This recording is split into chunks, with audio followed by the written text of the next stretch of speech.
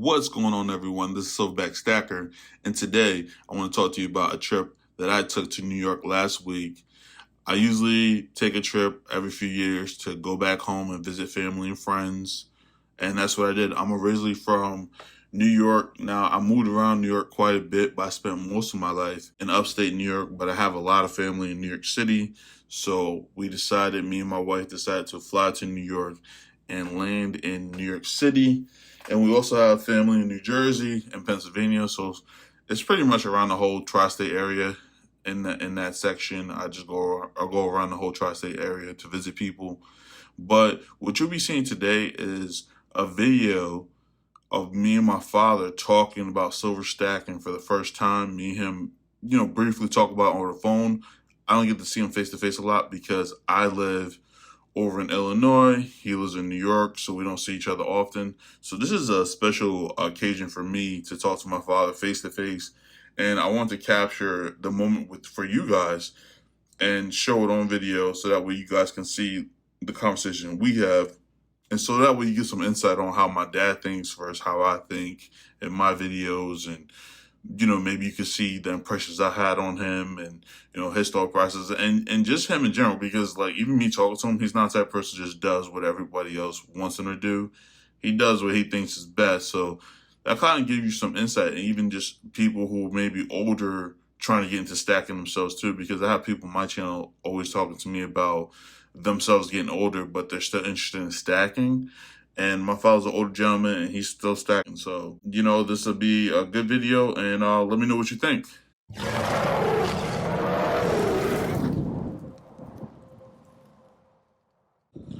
All right. So, as promised, I'm here with my dad, the Silverback Stacker. And today I'm going to talk about with my father. I'm going to ask him, why are you stacking silver now and you weren't stacking silver before? What made you become interested in stacking silver? And while you're talking about, I'm just going to show them the coins. Well, the main reason is you got me interested in it, and that silver has value. And I'm scared about the dollar. I can't count on that for long, but this silver should be good. And I also like the way they look. They really look nice.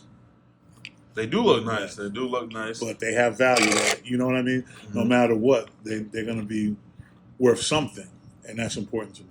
I also want to ask you about the dimes. So I can't find those. How have you been finding your dimes lately? He's been finding these 90% dimes, and I can't find out one dime 90%. But how many have you found so far? In New York, I found 3 so far, and I just started looking. I'm sure dimes have passed through my hands many a time, but now I'm paying attention because of the silver content. So I'm looking, and I'm like, every once in a while it's there. So 3 so far, and like I said, in New York, for some reason, there's a lot there.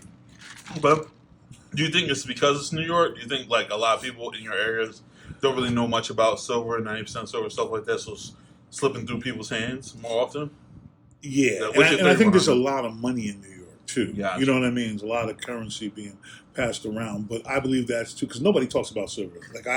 Besides you, there's nobody I know that really talks about silver and saving silver or nothing. Yeah, and that's why I tell people that watch my channels is nobody talked about silver. Mm-hmm. But to me, when I was growing up in New York, upstate New York, when we grew up, mm-hmm. Nobody talked about silver, mm-hmm. and I got into it a lot when I started researching money. Right. Monetary history and stuff. I started researching about gold and silver, and that's when I kind of got into it. So yeah. So you got dimes. Have you found any quarters, or just been dimes lately? Just been dimes. I haven't seen nothing but dimes.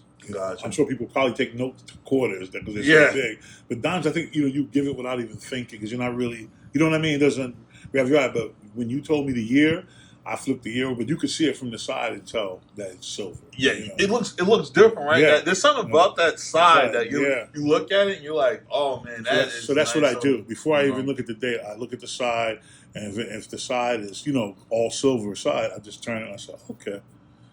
But yeah.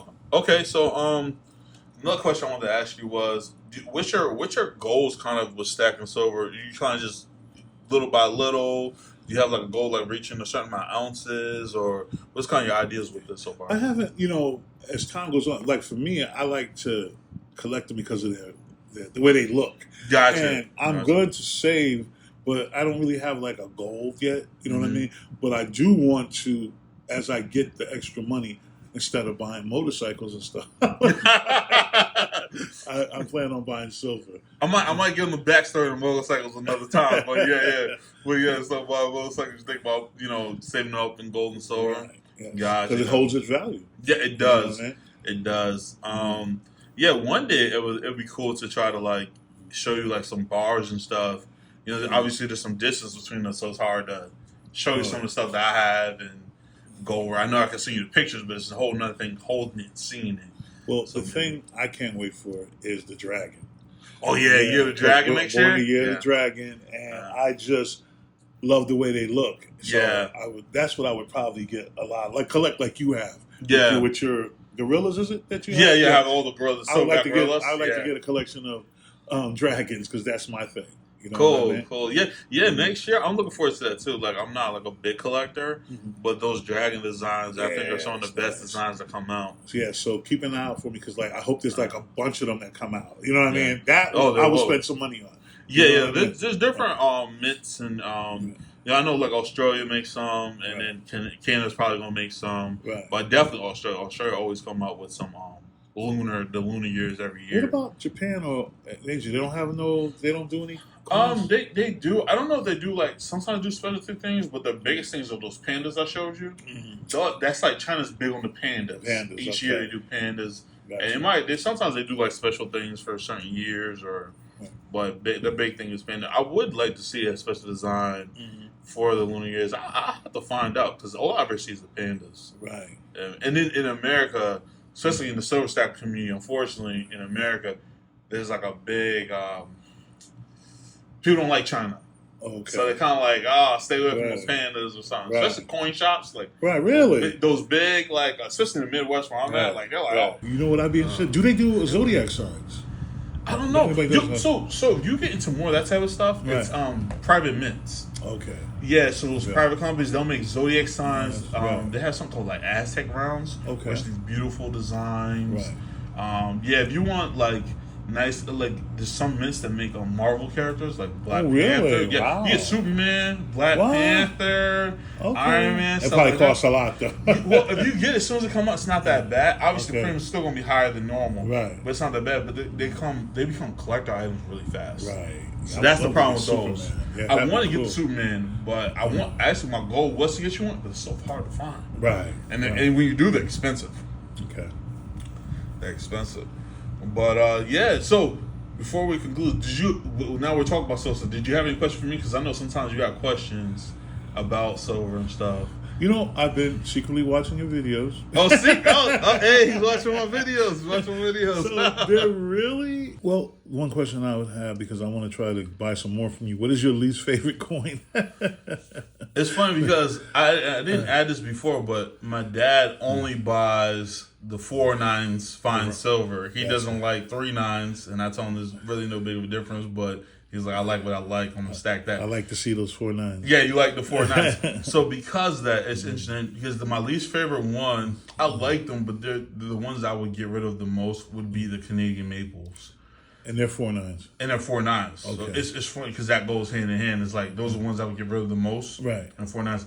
I have American Eagles, and those are 3/9s, but they have a higher premium. Right. So I wouldn't want to get rid of those because the premium's so high. Right. The Canadian Maples I got when they were lower premium, and I don't really have an attachment to them, really. Really? Yeah. Okay. So those are ones I would give all day, and they come in tubes of 25. Yeah, each tube is 25 ounces. Oh, okay. Okay, I got you.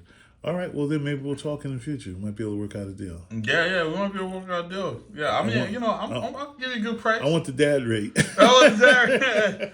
All right, dad rate is a little, I'll tell you what, dad rate is like $1 or over spot. That's the dad rate, okay. Which is better than coin straps. And I'll tell you in the videos. It's better than coin straps. All right, I'll take what I can get. All right. All right.